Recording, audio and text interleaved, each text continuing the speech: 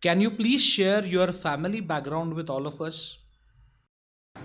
So my father was in Air Force. So being a defense person, it was a transferable job. Every 3 to 4 years, we used to be transferred, and the benefit was that with my father in Air Force, there was a lot of discipline in the house. And another thing which I see different from what people have here is that there was multilingual background in the house. Like we all used to speak in Hindi more than Marathi. So Marathi was not very common in our house. And I have three siblings, so my brother and two more sisters. So we all used to talk in Hindi because friends in nearby our house, they all used to speak Hindi. So the acceptance that cultures can be different was there from the childhood. That was the benefit. And father, as I said, was very ambitious about all four of us, and to tell you that all four of us are very highly educated, and we are doing our best in every field, in their respective fields. So that really made a lot of difference. Mother was also quite ambitious about the education of daughters. As I said, we are three sisters. My relatives used to tell my father that, "Arey, you have three daughters. How will you manage?"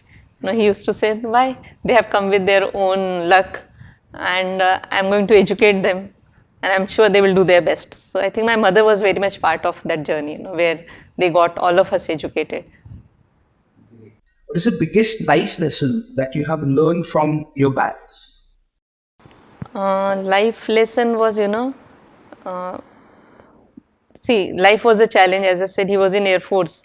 So I remember as a child when there was a war, whenever there used to be siren, we used to run to the bunkers, go below the ground. Okay. So, and then being a transferable job, and we are used to getting transferred, and then always, not in our comfort zone. When you join a new school, new friends, new teachers, and in that age, you are sensitive to your friends, leaving the friends, going to new place, again setting up that tone with the new people.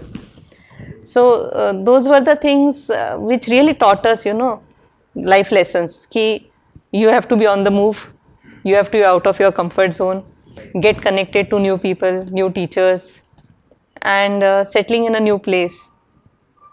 So life is a challenge, and you have to keep developing yourself. That was something which was part of our life. We never felt ki it is something different.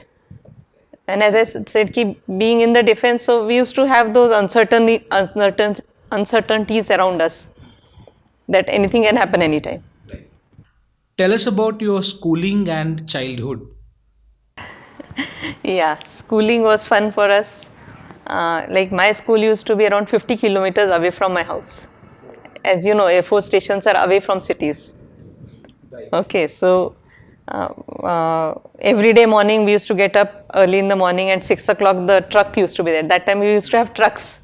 They used to carry us from our home to the school. So there used to be other kids also. So maybe around 25, 30 kids, all packed into trucks. Those military trucks are there. And then we used to travel to school, and it used to be around 1.5 hours journey, as I said, 50 kilometers away from home. But it used to be fun. We used to have a lot of antakshari, doing this, that in the truck.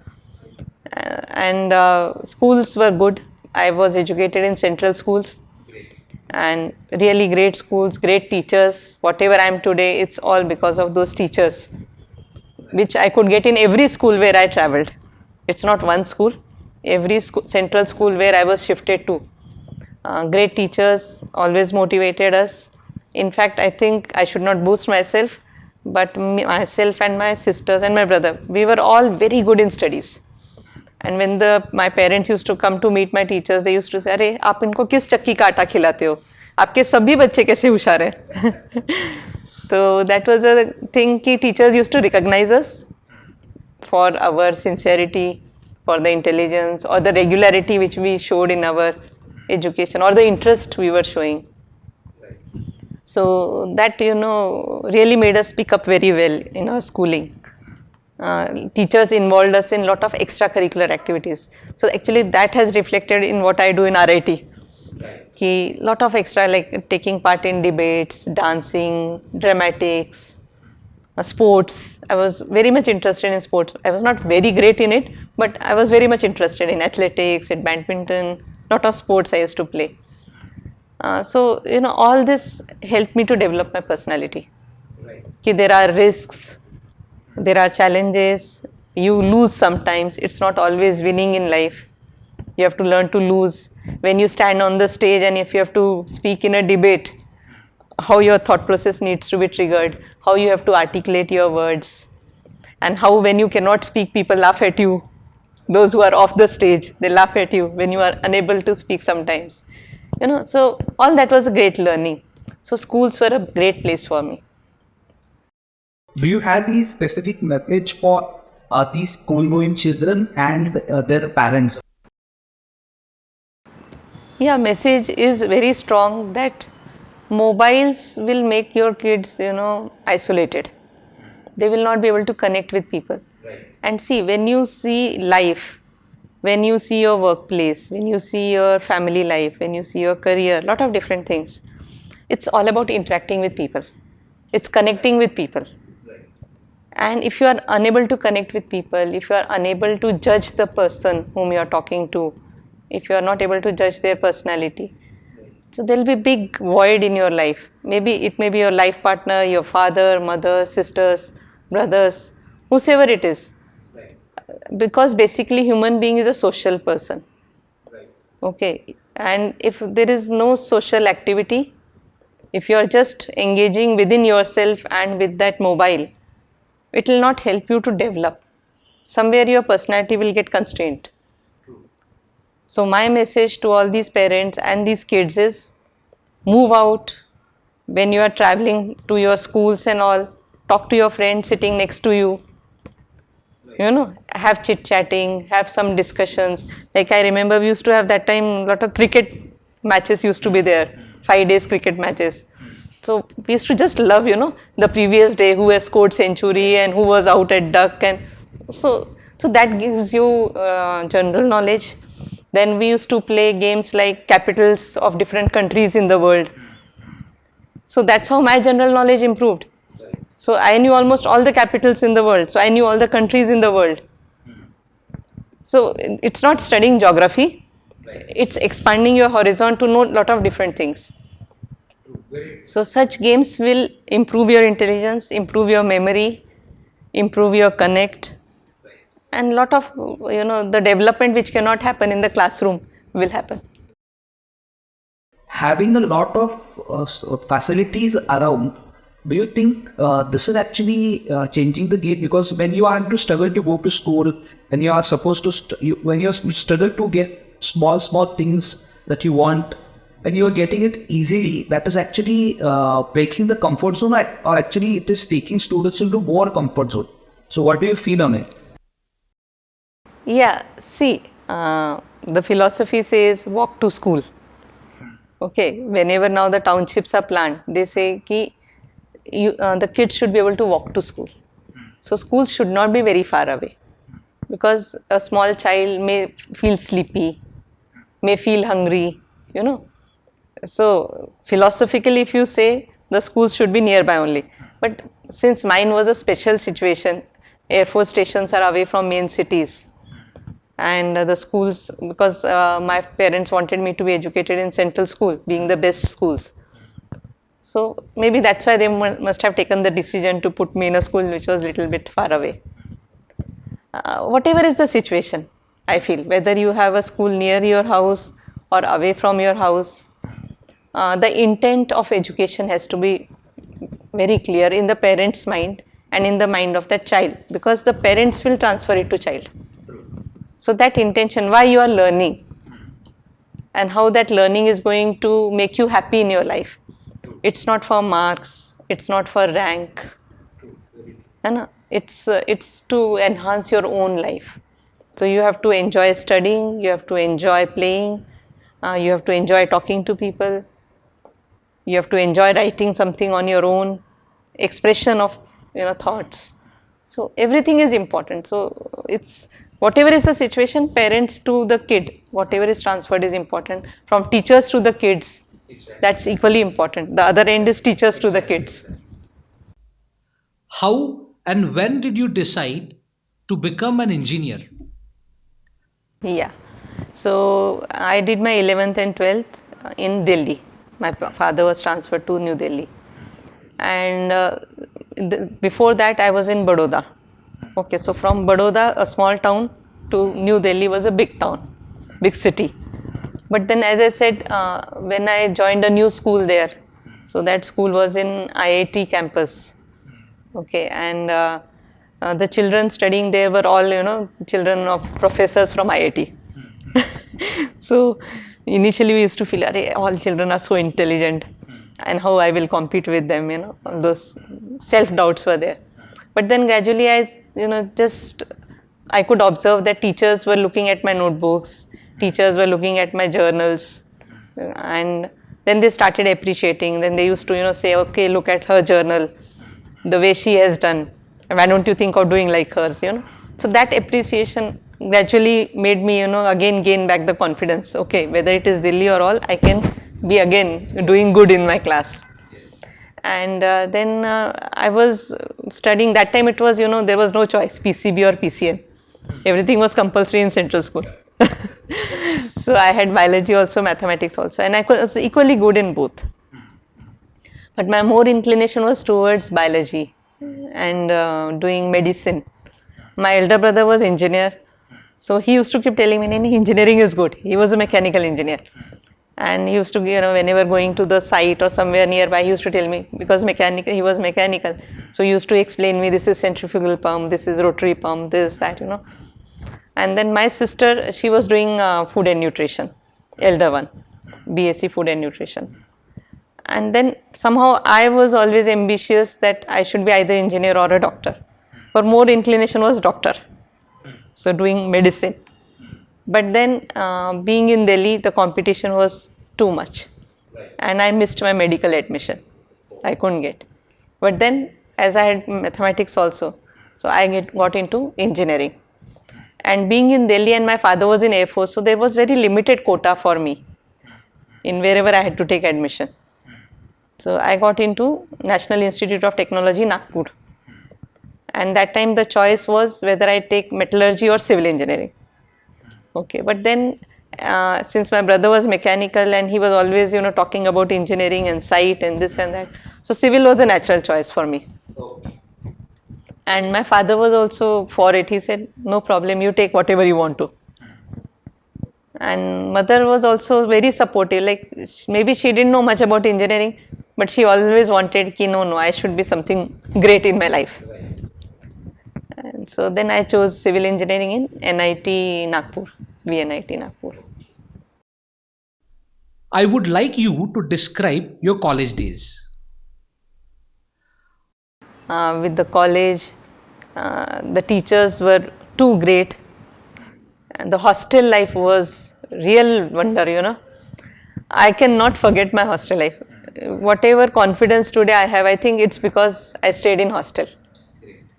Connecting with people, then taking part in lot of cultural activities, in sports. So it was the best time in my life. Though there were challenges, of course, lots of challenges. Like my education was in central school. As I said, but from childhood, I was more inclined towards speaking Hindi. So I was not very good in Marathi, and English was okay, but not good. So being in a National Institute of Technology, there were children from all over India, and they were all speaking very good English. So I had a challenge there. Okay, I have to be very fluent in English. Though my English was good, but I was not very fluent. So that challenge, I accepted, and I used to speak only in English with my room partner, with my friends. And then over a period of just 3 to 6 months, I could pick up English very fast. So this is the message I would like to give to my students, that don't think English is something very great or it is monstrous. It is just a language. You have to decide and learn it. What is the one thing that you miss today from your graduation days? Missed to deal. I don't know. I think I did everything on the earth in my college days. Really, really enjoyed a lot. I got every opportunity. Full of life. We used to have lot of trips outside. Like we had a group of 11 girls in the hostel, and we used to move out to hilly terrains, go for trekking, go for basketball, volleyball, take part in lot of games, cultural events. I took part in a very big 3-act play, that too on NIT stage, because NIT colleges, if you see, na, so there are children from all over India, and in those days, girls used to be very less in number.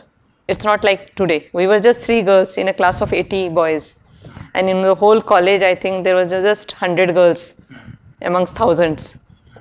And then in those days, taking part on the stage, boys used to be very, very critical. Anyone who comes on the stage, especially a girl who comes on the stage to do acting, so there used to be hooting, lot of teasing around, so taking that, accepting that challenge. But then, as I said, I was interested in dramatics. I did it, and my Hindi was good. So actually, in NIT Nagpur, it was more of Hindi, being in Nagpur. So Marathi was not much. Still, the Huh. situation is same. Sim. The majority people speak in Hindi. Yeah. So being good in Hindi, I could do it. But whereas when it used to be Marathi programs, I couldn't do it because my Marathi was not that good that time. But again, you have taken Yeah. this as a challenge, and now you speak, I think, very fluent Marathi, yeah. this Marathi. So that was post marriage. So post marriage, I learned Marathi. How do you compare today's graduation scenarios with yours in both way, positive and negative? Yeah. See, education is education. It's the way you look at it. Okay, so that time we are very sincere, wanted to learn, wanted to know what is engineering, and especially when I talk about myself, my friends, I said we had a group of 11 girls. So we were all determined ki, see, education is going to change our life. We knew it because we were all mostly from middle class families where the importance of education was great. And being NIT, the professors were also very good. The laboratories, the exposure, and the merit of the students in the classroom was all very high. Everyone was on the same platform, competitive spirit. And the education part, if I say, was excellent there. The today's graduates, also when I talk of RIT or any good engineering college, it's really good. Okay, teachers are good, they are dedicated. Only thing I will say, in our time, the teachers did not think too much about us. No spoon feeding was there. They just left us, okay, this is covered in the class, now you do it on your own. But now I see the students have lot of tools in their hand. For us, the library was only tool. I used to love my library, I knew every rack where the civil engineering books are there, where to sit, I had my favorite place in library. But I don't see that now in the graduates. Because they have lot of exposure, lot of learning tools available. They have YouTube. They have the best professors in the world who can speak on YouTube and you can listen to that professor. For us, that was lacking. Resources were lacking. That was a major challenge. And that's why what happened was we were very much dependent on our professors. Whatever they say, we used to write down in our notes. Whatever they are telling in experiments in the laboratory, we used to do it very sincerely. So professor's word was the final for us. And we used to feel we should not miss a single word.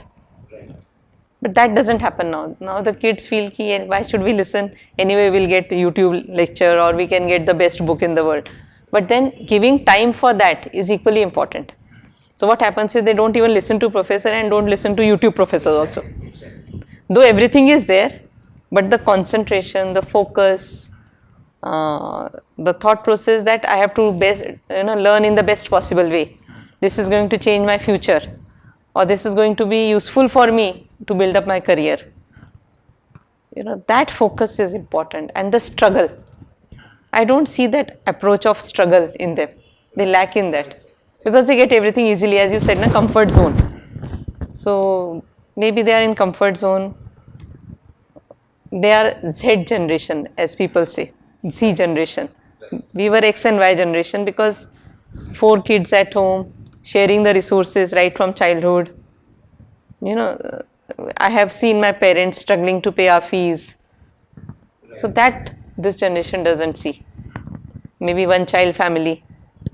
So the whole social atmosphere is little bit different.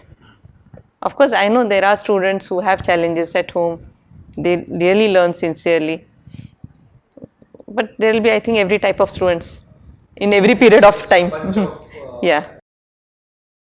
I was saying when a student belongs to a moderate family, actually he has more spirit to do things. But even since specifically since last 4 to 5 years, when the mobile penetration has increased and the attention span is going down, even I'm not finding that. Even if a student is belonging to a moderate family, he has also lost that spirit. And whatever we discussed right now is very much connected to that. So what should be done or what could be done to improve that spirit, to increase that spirit? See, students have to face situations of discomfort. Like I had read somewhere in Finland, the school going children, their parents do not come to the bus stop and make them sit in the bus. They go on their own. And why they are doing it? So that the child knows that there is struggle in life. So you have to create situations of struggle. And then only the brain will work. See, when will brain work? When there is a fear, yeah. See, when a dog is running behind you, what you try to do is run faster and save yourself. So all your hormones and all your enzymes are secreted, to save yourself. So it's a situation of struggle which develops you. So create situations of struggle for student. So what I do here in RIT, we try to give them projects which are tough, so that they stretch their brain, so that they move out of it. Try to find solution. Try to fail, not fail, but fail, and then learn from it. So this has to be part of our education system. What I see today, that if the child is small and if some project is given in the school, what happens? The parents do it. Why they do it? Thinking that my child should get the best marks. So the whole thought process is lost. The project based learning or the problem based learning, all this is now introduced at school level. It's introduced so that the child goes through it. The brain of the child goes through that thought process of uncertainty, of failing, of what I should do now, what I should attach, what I should put. So that has to be done by the student only, by the child only, and not by the parent. Parents can be sitting far away, just watching. Let the child get less marks, it's fine. It's not all about marks. It's all about learning. There should not be obsession of success. That is extreme. And I don't know, maybe for a small period, I was part of a school committee. Our KES has a school, Vidyaniketan English Medium School. So for 2 to 3 years, I was part of that committee. So I used to, come across these parents. Usko 1 mark kyun kam diya hai? So it's okay. You analyze why he has scored less marks. But that should not be the, final thing. Don't beat your child for getting less marks. Encourage your child to learn wherever that child is lagging. Improve his word power. Improve her drawing. Give her a lot of time to do drawing. Let her express herself. Give her a lot of time to play in the playground. So all such things will develop your child. It's not only mugging up and just reproducing and getting marks. And sometimes what happens, teachers are also obsessed with that. Marks is the only measure. So it's the parent who measures marks, it's the teacher who measures marks. So other things, are lost. How do you look at the current higher educational ecosystem for all over India, and what improvisation do you suggest to this entire ecosystem? Yeah. So this era is, wonderful actually. It has pros and cons, but more pros are there.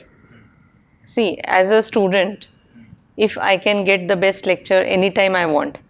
I can take some certification courses which I love to study. So maybe being a civil engineer, if I want to learn more about airport engineering, so there is a course available on Coursera. I don't have to have it in the college. If it is there in the curriculum structure, fine. If it is not there, I have a choice to take it from the outside world. So another thing which has come is the webinars. So you can listen to the best person online, chat with that person, talk to that person. We can have a lot of interactions with outside universities. Now, like we are going to have a research methodology course with a university in Malaysia. So the students sitting in RIT here, in a small place like Islampur, will get a course from a Malaysian university on research methodology. Similarly, our professors who are sitting here will deliver a course for students in the Malaysian university. So all this is possible because of digitization, because of the new era of virtual platform, virtual conferencing. So multiple resources, the best universities, you want to take a course from MIT, Boston, you can do it. You don't have to come in the merit, you don't have to spend lakhs of rupees. You can be here and you can take it up. So it's all in your thought process. Ki why I have to learn? Am I enjoying whatever I am learning? Am I thinking of applying whatever I am learning? See, application of whatever you have learned is very important. It's not mugging up and passing exam. Okay, some phases of life when you see there is a CET exam and there is a GATE exam. So there also intelligence is required. It's not more of mugging up. It's more of application. Isn't it? So if you can do more of application of whatever you have learned, you have a goal in your life that why I am learning, then the things will become clearer. And then the holistic education will come in, which is not driven by rote learning or marks, but it is driven by your own inner desire to do something in life.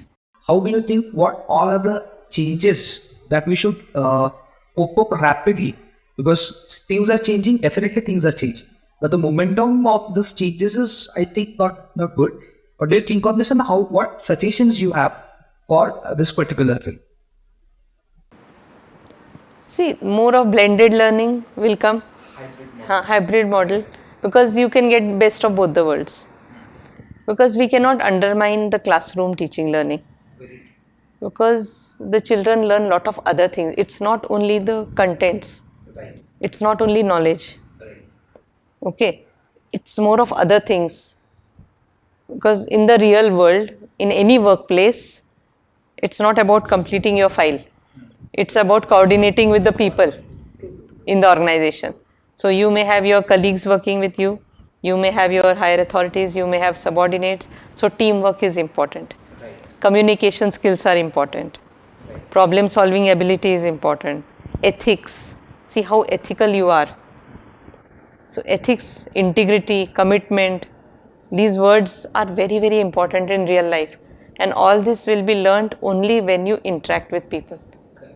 When you are in the classroom, that learning cannot be compared with other. But of course, certain things, as I said, I want to learn a specialized course. It's available on a Coursera platform or MIT. Fine, so blended mode of learning will be future, wherein you get the best of all the worlds. How did you start your career as a teacher? Yeah. So when I passed out from VNIT Nagpur, I came back to Pune because my father was transferred to Pune that time. And then I started applying for jobs because it was my ambition. And then I started appearing for various interviews. I went and visited different companies. And there I could feel that being a girl, they used to look at me in a different way. Arey, can she work on site? How will you do this? How will you do that? So I used to tell them, you give me opportunity. I have not worked, but if you give me opportunity, I will learn. So one person accepted me.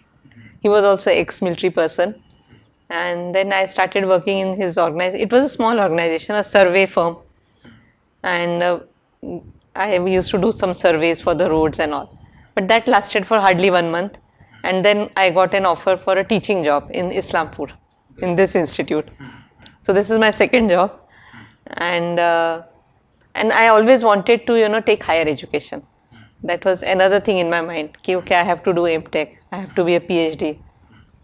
I had never thought of actually teaching job as such, but then I was always thinking I should go for higher education. And when I appeared for interview here in this institute in '87, so they asked me in interview that what is it you are expecting here? Why do you want to come to a small place like Islampur? I said, if you give me opportunity to go for higher studies, if you sponsor me, I will join. And then I was selected, and then the whole story is I stuck over here. I got stuck over here. And so that time Principal Jogrekar sir was there, and he kept that in his mind, and I was given opportunity to do post graduation. So I did my MTech, then I did my PhD also in the teaching job. So you did your MTech in which college? I did it from KVP College, Satara. Okay. And then I did my PhD from Walchand College, Sangli.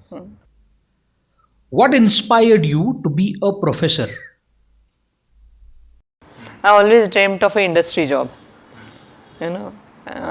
I don't know, maybe it was influence of my father or my relatives around, or my brother who was working in industry. But I always thought of industry job. But then when I joined here and I started teaching, I started liking it. I started liking interacting with the students, because at that time actually it was fun teaching. My age and the age of students in my class was much higher, because they had done BSc and come for engineering. And I was just out of the institute and BTech and teaching in the classroom. So it used to be, those students used to make fun of me. But then my English was very good. And in this rural setup, when they saw a lady who has a very good English, she can communicate well. My communication was also good. Knowledge level, I should not boast, but knowledge level was quite good, because being a VNIT pass out and with 70% marks plus, my knowledge level was really very good, because I got selected in interview also. So my delivery was good, and then gradually students accepted me. And then when I used to, ask them questions in their seminars and project orals and all, so gradually I got that acceptance. In fact, I got it very fast. Just within 1 or 2 months, they started accepting me as a teacher. And then we were more of friends, because as I said, they were older than me in the classroom. And then I started liking Jogrekar sir, he really developed me as a teacher. He told me how to deal with such students in the class, how you should prepare for your lecture. Because see, fresh pass out from a college doesn't know how to teach in the classroom. The way we don't know how to work in industry, same thing we don't know how to teach in the classroom. So you follow your teachers. And I had some wonderful teachers, so I just tried to follow them in my classroom when I was teaching. And then the interest was created, and I stuck to this job. How do you look at teacher and student relations? Yeah, so see, for school education there is B.Ed and all, right? For college education there is nothing. And then every person who aspires to be a teacher learns his or her own way. And of course, some of them copy their own teachers, because teachers are quite influential people in the life of anyone. But of course, I feel there has to be a formal education. I very strongly feel there has to be a formal education, and especially in engineering now, AICT has started those courses. So here the digital education has come into our resort. Like they have floated lot of courses which you can do certification and all, level 1, level 2, level 3, and now they have made it compulsory. When you complete 3 years, you should have level 2 courses certification. So then you will get the next promotion. So they have linked it with promotion also. And a lot of outcomes based education courses are also floated by AICT. Then there are refresher courses, there are short term training programs, there are faculty development programs. So the awareness is now created, and lots of good books are available. So though there is nothing like B.Ed, but there are other supportive systems which has been created by maybe through various policies which AICT or the state government is implementing. So anyone who wants to learn, there is an opportunity. Right. So willing for skilling. Yes. Yeah. And how do you look at teacher-student relation? Yeah, very important. Very, very important. It's the, base of everything.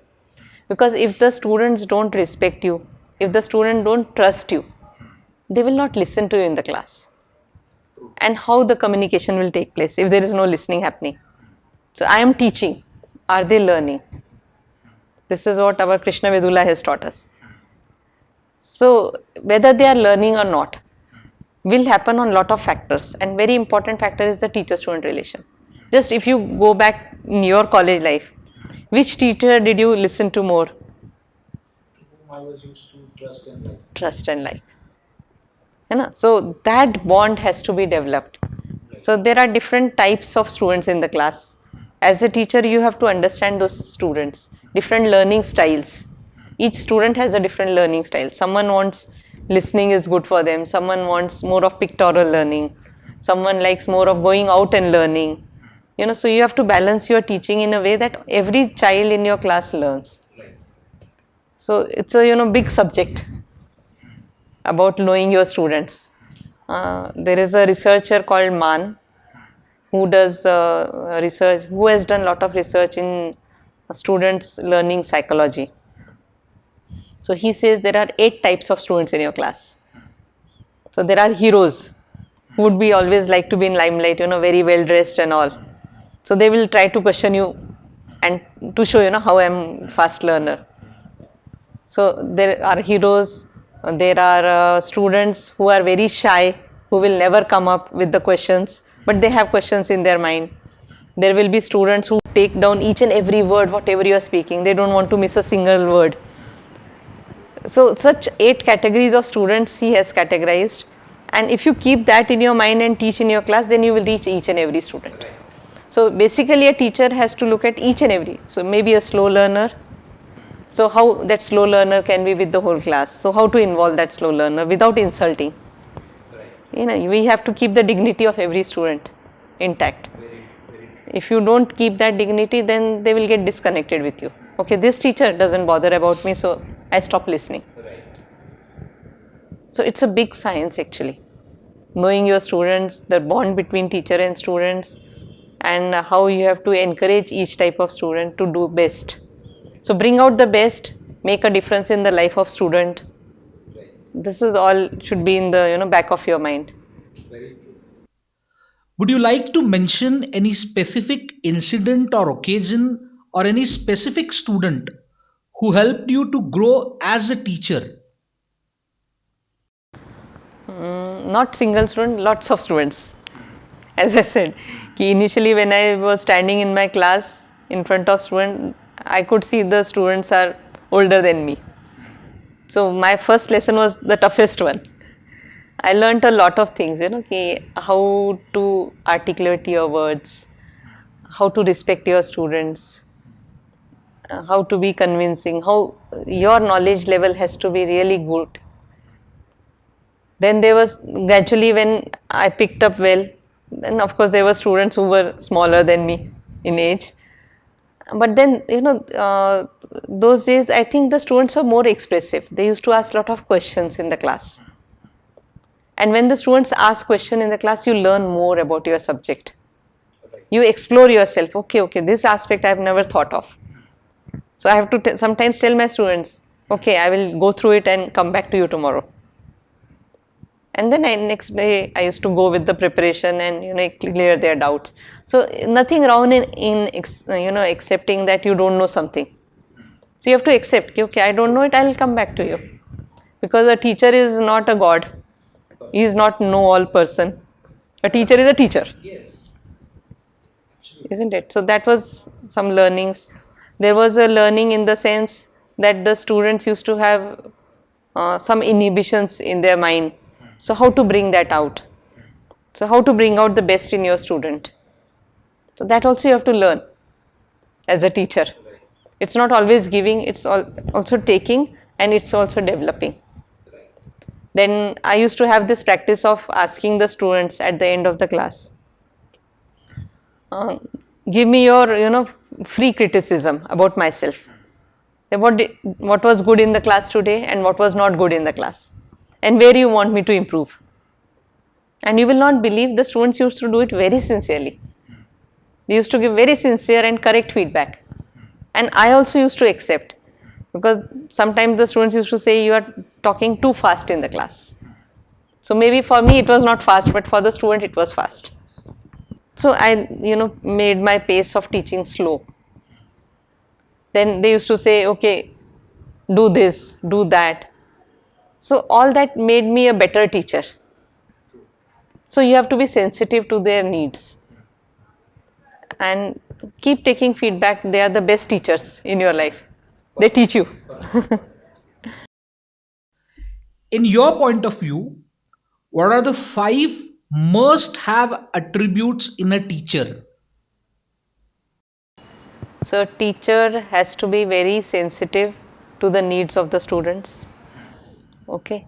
The bond between teacher and student is the secret of your teaching. Maybe your knowledge level is very high, but if you want your students to learn, you have to reach them. Your delivery has to be very good. Your articulation has to be good. Communication skills. You have to be leader in your class. You have to be leader because you have to motivate your students. See, more than what they learn in the class is what they carry back. Isn't it? Okay, this is interesting, so I must go back and look into books. What is better than this? So that thought process has to be triggered. Okay, so teacher has to have lot of things which will create interest in the course which is being taught to them. Okay, so how to create that interest? As I said, learning styles of the students have to be known. So good knowledge of behavior and psychology of students. So I think a lot of different things have to be put in. Right. It's not just knowledge, because generally people feel it's only knowledge. It's not knowledge. I am a PhD, but if I can't deliver in the class, no student will look at you. How did you travel this journey from being a teacher to becoming a leader? And what was the first incident in your life which helped you to understand that you are an inborn leader? I don't know, maybe from childhood. I was always when I was in the class 4th or something, I was class monitor. So whenever, as I was rising up 5th, 6th, 7th standard, so there used to be groups in our school. So I was group leader. Wherever there was a role of leadership, I used to be attracted towards it. I used to take that initiative. And I said, teachers have a great role in my life. So those teachers also nurtured me as a leader. It's not that I didn't have my failures. I had my failures, but then I learned from those failures. So it was there. Even in the college, as I said, I took part in drama. I was on the stage. I used to be, different sports. So there was a basketball team. I used to be captain of that team. Okay. Badminton. So lead that badminton team. So it was there within me. And I used to enjoy that. It's not something to show off, but it was that I used to be very, feeling good when I was in that role. And when I joined this institute, Jogrekar sir gave me a lot of opportunities to lead. So I was leading the Quality Circles initiative in RIT. Though at a very young age, just passed out from the college, but this responsibility was given to me. And Jogrekar sir believed in my abilities.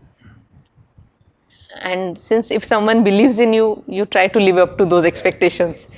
So gradually with the Quality Circles, it was all, institute wide, and there were a lot of seniors that time. But then somehow they used to listen to me, and I could take that initiative forward. I used to lead lot of students, to talk to principal Jogrekar sir, because people used to be scared of talking to him. But then the students used to come to me, and then I used to say, let's go and talk to him. So I used to lead them to the principal. Even the HODs never dared to do it, but I used to do it as a faculty. Maybe I was fearless. I never feared anyone. I did not fear that I will lose my job or what will happen. Those sort of things never crossed my mind. Can you name a few leaders who have influence over you? I think it's in my upbringing, the way I'm brought up, influence of the people around me, and our first principal, Jogrekar sir. He was a great influencer in my life because when I joined here, so I used to learn from him every day. In fact, I think I was one of his favorite faculty. So he used to give me the toughest jobs, and because he thought I can do it. And but he used to guide me also, and it's from him I have taken that visionary note that okay, what will happen 3 years from now, 5 years from now. So just as a new entrant faculty also, he used to tell me, because that time I was not MTech. So he pushed me into this, okay, you want to do your MTech, do it right now. I used to say, nay, not now. I don't know whether I'll stay here or not, because I was always attracted towards Pune. My father was in Pune. So I always wanted to go back to Pune. So I was thinking, no, I'll go to Pune and I'll do my post graduation there. But then he said, no, there is opportunity here. Why don't you do it? So somehow, he made me appear for entrance exam, and then I joined MTech. Then once I completed my MTech, then he said, why don't you register for PhD? Because by then I had got married and I had a small kid. So I said, Arey, with a small kid, I can't do this. It's difficult. He said, no, you have to think now. If you don't think now, when will you do your PhD? And 5 years from now, you have a great opportunity if you are a PhD. So it was his vision which was transferred to me. And with that, and by the time I registered for PhD, I had a second kid also. So with 2 kids, I registered for PhD. But then when I completed my PhD, the whole door of opportunities opened for me. And I think I took it from him. And so that's how in my planning process, I'm a visionary of, looking at 5 to 10 years ahead of time. Yeah, I would like to add 3-4 more names. So Jogrekar sir was the leader who really inspired me to be in the teaching line, be in education, go for higher education, and he developed me as a teacher what I am today. Moving ahead, I met Professor Krishna Vedula. He is a leader of Indo-Universal Collaboration for Engineering Education. So when I became principal in 2005, and I had an opportunity to meet Professor Krishna Vedula in Pune, and he's another influencer in my life. He showed me the international platform. What other engineering colleges in other countries are doing. What are the new teaching techniques which have come in? Till then, I never knew there is a formal way of this education technology. It was all learning from some workshops, from some lecture here and there, attending some conference. So it was all discreet. But then Krishna Vedula gave me an exposure to a formal engineering education technology. This is a formal science which we all never learned. In other countries like USA and all, it's a formal science. Every university has a school of engineering education where the professors are given training. You had asked me that question. So they have this. The new entrant, once that new entrant enters into the institute as a faculty, they go through such training programs in their own university. So this all I came to know through Krishna Vedula, and I was very excited. There's another teacher, Professor Ratnayikar, a great person. I will say, a father of engineering education in India, because he is the one who started in India. And I used to publish my paper in his journal. This Journal of Engineering Education, and I used to publish my papers there because that was my passion area, engineering education. So Krishna Vedula gave me exposure to international level. He helped me to visit various universities in USA. I visited some 6 universities, right from MIT Boston to Seattle, to Indianapolis, Purdue University. Okay, lots of great universities in USA. And that opened my eyes that as a leader, sky is the limit. How I can develop RIT here. And that was the time we were moving to autonomy also. So our autonomy was influenced by the best practices in the world. So being in a small place like Islampur, we thought big because that exposure was there at the right time. Of course, this journey will be incomplete if I do not mention chairman of our BOG, Mr. Bhagat Singh Patil, and Secretary of our society, R.D. Sawant sir, our Minister, Honorable Jayant Rao Patil. So they are all great help as a board member, because board members are the ones who give direction. Of course, there are a lot of other board members, but they all accepted what we were doing and they added to it. They added to this vision. It be starting the entrepreneurship development center, may it be the community radio station or the library building which you see, which is state of art. So this is all possible because our wavelengths matched, I think. And so all such new initiatives could be taken. Another great leader who influenced is this GDC leader, I told you, Global Engineering Deans Council, Professor Hans Hoyer. So he gave me the platform that I can speak on international platform. He gave me the opportunity to deliver talks in China, in Canada. See, otherwise a person in Islampur, people will think of my talk in Canada. So GEDC provided me this platform. They believed that I can talk over there. Maybe I myself never believed it, but they believed I can talk. Because when you are talking on international platform, there are people from different thought processes, different countries, different way of thinking. I know how Indians think, but I do not know how a person from Australia thinks, how a Chinese thinks. So the audience is different. And we have to think when you're preparing for your presentation or your panel discussion. So you have to think of different thought processes. So it's a challenge preparing to be on international. So he gave me that opportunity. He gave me opportunity to be a jury for a Airbus Diversity Award. So totally different way of thinking over there. So these were the different opportunities which, though when it came to me, I was doubtful whether I should accept it or not, whether I can do it or not. There was self-doubt. But then these leaders gave me the confidence that we have chosen you means you can. So give it a try. Even today, after today's interview, I'm going to use it as a success mantra. Whenever I'm going to self-doubt myself, Yeah. I'm going to tell myself that I have to do this. Yes, you have to do it. And then I told myself, I have to do it. Great. So I took help of a lot of people here, when preparing for that presentation. So main thing is prepare yourself for it. Right. It's not that I will just go there and stand there and start talking. You have to prepare yourself. Very true. You have to be sure yourself about whatever you are going to do. You have to believe it first yourself. And then you can make others believe it. So my talk at Canada was a great success. I got a lot of, when I came down from the podium, a lot of people came and congratulated me. It was really great. People asked for my presentation, you share your PPT and all that. So it's how you prepare it, the things, how you look at it, and how you influence others. Generally these days a lot of girls from our generation, their expectation is to be in metro cities. So even if they want to get married, they say that we would like to be in Pune or Mumbai or any other metro city. So you had come to Islampur in 80s. So I think this is something which is really challenging kind of thing. And in that particular sense, I would like to get a message from you to our generation and the girls, those who want to build their career in the upcoming time. So please share the message. Message is that place is not important.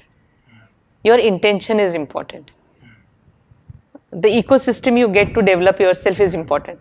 See, I stayed here because I got opportunity to develop myself. I started liking my job. I was very happy with this job. As I said, initially I kept thinking I have to go back to Pune. It's a temporary arrangement. But gradually, the type of growth and development I saw in myself here, the opportunities which I got over here. And then, of course, luckily I got married to a person who is from Islampur. Though he was my classmate in VNIT Nagpur, but I never knew he belonged to Islampur. So luckily I got married to a person and I could stick to this place and continue my career. But then place is not important. Moving from a bigger city to a smaller place, initially maybe you find those differences. But if your workplace is satisfying, if your home is a place of satisfaction, my in-laws were great, my mother-in-law helped me, she helped me, and that's why I could pursue my career. Because as I said, my kids were small and I was doing my PhD. So it's because of my mother-in-law. She took the responsibility of my kids, isn't it? So if your workplace is satisfying, your home is satisfying, and if you feel you can make a difference in the place where you are working, so everything else becomes secondary. So you don't think of Pune is a great place or Mumbai is a great place for your career. It's what's your thought process which is important. So my message is place is not important. Your work is important. Wherever you are, World. create Yeah. the world, place Yeah. doesn't matter. You must enjoy your work. It should give you satisfaction, and that will give you that elevated status, and then it will help you to do a lot of innovations, do a lot of creative things, and of course have confidence in yourself. How do you look at employability and its impact on the entire ecosystem? Employability is important because see, that is the way our society is made. Though now with Startup India, they are thinking of some startups and being entrepreneurs, but it's in nascent stage. Basic purpose is in our society, take education and get a job, then get married, and continue your life. Okay, so that's the normal course of journey which everyone goes through. And so employability has importance in the sense because we have not given other options. There is no other option. Especially typically when you do your engineering, either you go for a job or go for higher education. So now in RIT we are giving them option, be an entrepreneur also, isn't it? Initially maybe the education was to upgrade the student, develop the personality, make holistic personality, and then you will pursue your career. But nowadays the competition is so huge that educational institutes have become employment generation place. So it is debatable. It is a debatable issue. Yeah. But the ultimate aim is employability because whatever parents come to us for admission, 4 वर्षांनी job मिळेल का? आता 4 वर्षांनी who has seen market? We don't know because market is fluctuating very fast. So I try to explain कि नहीं, these 4 years let him develop himself or herself, and once that personality is developed, he or she will be on his own. Don't worry. Life is so big, first job is not going to make a lot of difference. What are the steps in enhancing the employability skills of a student? So a 12th class pass student, when comes to engineering, the journey starts with the enhancing of different skill sets. So typically as an engineer, you need to be analytical. Your brain needs to be analytical. You have to be a problem solver. Okay. Now to do these things, your fundamental skills, your fundamental knowledge, your basics of physics, chemistry, mathematics have to be really good. Unless and until your fundamental knowledge is good, if you don't know law of thermodynamics, if you do not know where the forces are acting, where the torsion will come, because as an engineer your life is made up of all this. So your fundamental knowledge has to be really good, your analytical brain has to be very strong in engineering profession. Now keeping that one side, other side is of course your communication skills, connecting to people, because being an engineer in your life you will be manager, you will be general manager, you will be CEO, you will be this and that. So you need to know finance, you need to know psychology of people, you need to connect, you need to have very good interpersonal relationships, your network has to be great. So how to develop these skill sets? You want to be an entrepreneur. So all these skill sets have to be embedded in the curriculum. See, everywhere they talk of your scholastic aptitude should be good. But nowhere in engineering education people work on scholastic aptitude. See, initially when we had to introduce in our curriculum, there was a lot of opposition in academic council. This is not engineering for them. Engineering is all about calculus and differentiation and formulae and thermodynamics and strength of material, isn't it? So how do you think of doing this? This is not engineering. But then the thing was, I explained them, if the aptitude of students is sharpened, they will learn engineering in a better way. Perfect. And we want them to learn engineering. And to learn engineering, this is basic. It's a foundation. If they learn shortcuts, if their verbal ability is good, if their non-verbal ability is good, if they know probability, if they know, lot of different things which we use in day-to-day life, that sharpening of brain will happen. And let us include in the curriculum. So everyone was with the idea that let it be value-added course. Why credits should be given to it? But then if you give credits, then the students will think it is part of engineering curriculum. If you don't make it, then they feel it's not engineering, just like our professors, isn't it? So that's how it was included in the curriculum. So scholastic aptitude will sharpen the brain, it will improve their analytical skills, it will improve their problem solving abilities, which we want an engineer to do. So why not try it? Isn't it? Similarly, the technical knowledge. So fundamental knowledge is important. Basics should be very clear. They should be able to derive from the basics, because in any industry, when the problem comes, you have to derive from basics. Right. Find a solution to that problem. Right. So let us start developing that thought process. Right. So these were some of the basic things which we thought in autonomy, and the curriculum was framed accordingly.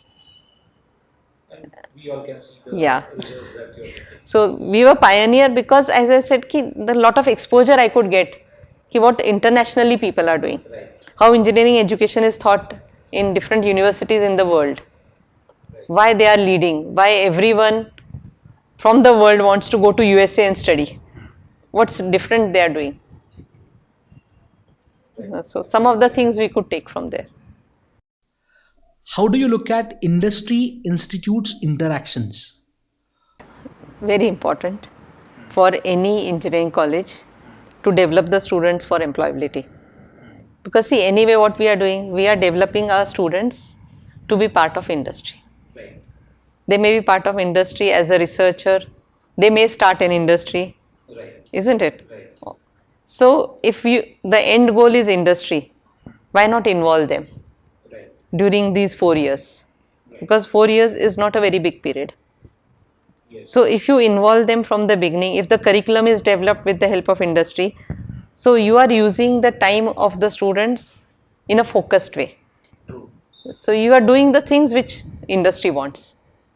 Just a small example, we started with AutoCAD right in 2010, when it was not common in any other college. Right. Very few colleges were doing it. Right. And again people said, "Arey, why do you want to do it? Drawing board is essential. If you don't draw it in the sketchbook, if you don't draw it on the sheet of paper, how will you learn the concept of line, or how will you know the isometric view, this, that.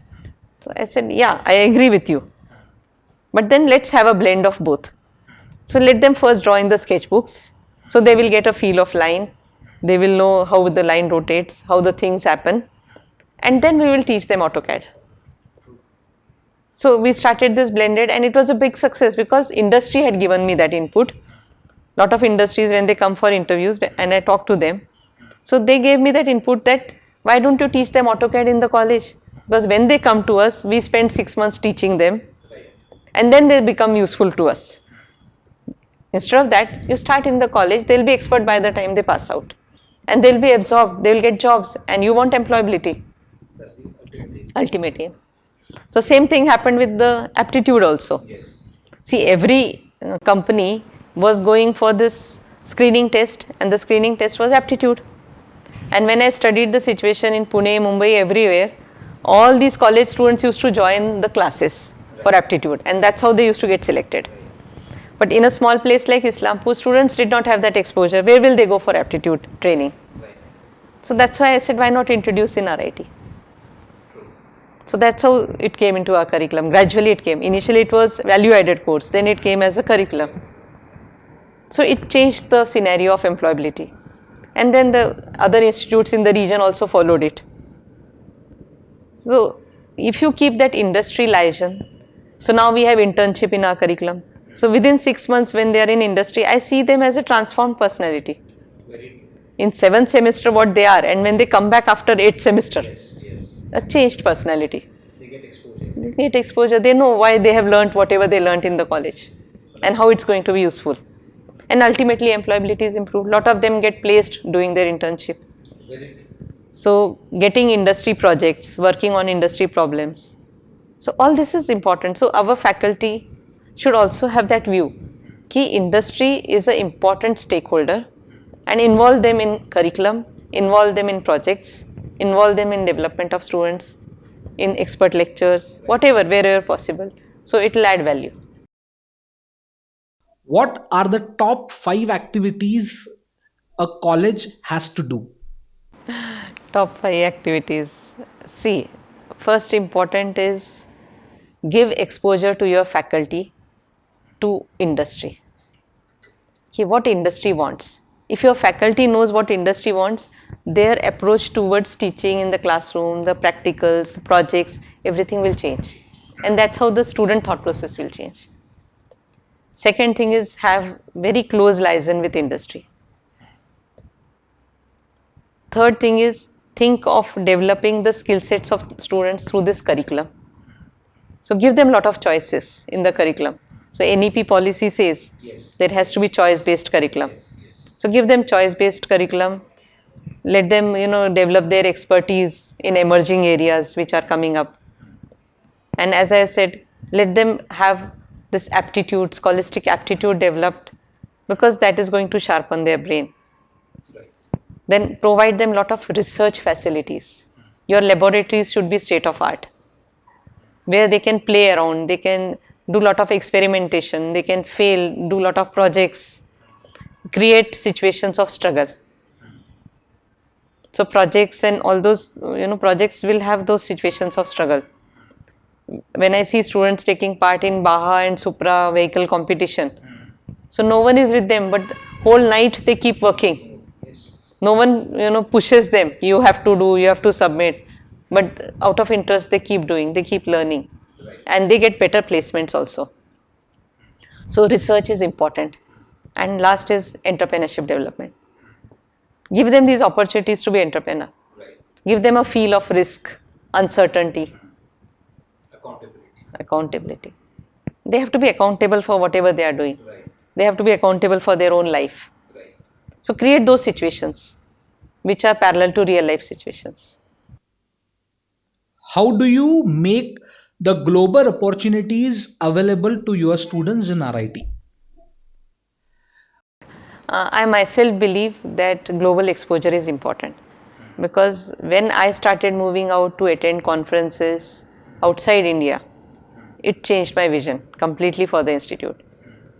So if the students move out, if they see what's happening around the world, if they see what's happening all around India also, within India also they should travel, and they should travel outside India also. It will help to broaden their vision. That why I am doing this, why I am learning, how I can leverage what I am learning, how I can connect with the community, how I can develop my community, how I can do something useful for my society. It's not just earning money which is important. See, our society is now more focused on materialistic things. Earn for yourself. People are more self-centered. But those who can earn for themselves and give to the community and develop people around you. So we need those engineers. We need our villages to be developed. We need our poverty to be elevated. Right. Isn't it? So all this will come in the thought process of our children only if they move around. Right. So I always tell my students in my speeches, travel alone around the world. Why alone? Explore, and alone so that you develop that confidence. Right. You should not be always holding hands of your parents. Right. Be on your own. Be confident about yourself. Face the challenges, face the struggles, use the opportunities, And for that, you have to travel alone and you have to learn to earn money. Both the things are important. And then you will know how to express yourself also. So, global mobility, global exposure is, I'm a strong contender of that. And for that, we have started internships in other universities. So, being on this GDC executive committee, we have a platform, virtual platform, on which different universities put their internship requirements. And students who are in GDC group, they can apply to it. So that's how even during COVID period, our students were part of internship from Sharjah or some other universities in the world. And from other universities, students were part of our internships in RIT, which we had floated. Then again, we have tie up with lot of universities in Asia also, Malaysia, Philippines, Indonesia, Taiwan. So these Asian universities, we have a lot of cultural exchange programs, knowledge exchange programs. The students participate in competitions held by them and they have won prizes. So when they win prizes, the confidence is boosted up. Okay, globally my idea is recognized. So that is what we want in our students. As an education, we can give that. Lifelong career, lifelong learning is what they will pursue after passing out.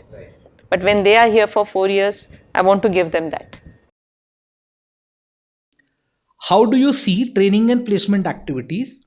How important they are, and what activities they should keep doing consistently for success? Training placement should have very good liaison with the industries,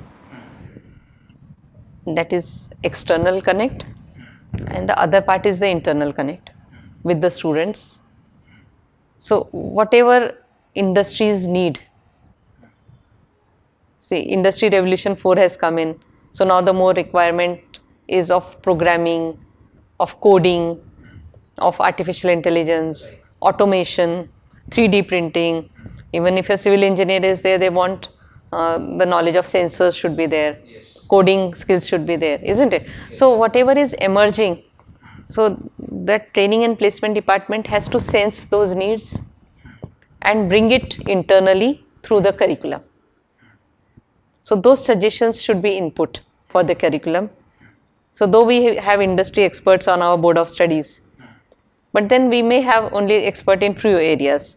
But when you meet some 25, 30 industries, if every placement officer is meeting some 25, 30 industries, so they capture their requirement. And those requirements can be internalized through the curriculum. Okay, and once it forms a part of curriculum, the students learn it. And gradually the students develop those skill sets, how to face interviews, what is the confidence level, the fundamental skills, fundamental knowledge, maybe brainstorming, group discussions, an attitude to win, reading, general reading, newspaper reading. So all these should be embedded throughout the 4 years. The student is with us. It's not an activity to be done in last 1 month. It is to be done right from the first day you enter into the institute with an ambition. So follow it up for 4 years, and at the end of 4 years, it will have miraculous effect. I would like to request you to give a message to fellow academicians, students, and industry people like HR managers or recruiters. Yeah, so message for industries and HRs is have faith, have trust in the education system, be a partner with the education system, and then they will get the best employees. Okay, academicians, the faculty, be in touch with whatever is happening around you, be with the latest, think globally, see what are the best practices all around the world, what professors counterpart in the other part of the world are doing, and improve yourself every day. Continuous development, continuous learning is the key. When you are in education, that's the key. It's not key, I have finished my degree in 87 and I don't want to do anything today. Then you cannot be in teaching profession. You have to develop yourself continuously. And students, yes, the whole life is in front of them. So keep learning, carry the mantra of lifelong learning, keep developing yourself, and enjoy your job, enjoy your life. That's it. Thank you so much for your time. Thank you, Prasanna, for this. You have also, framed your questions very intelligently. Nice talking to you. Thank you so much. Thank you so much.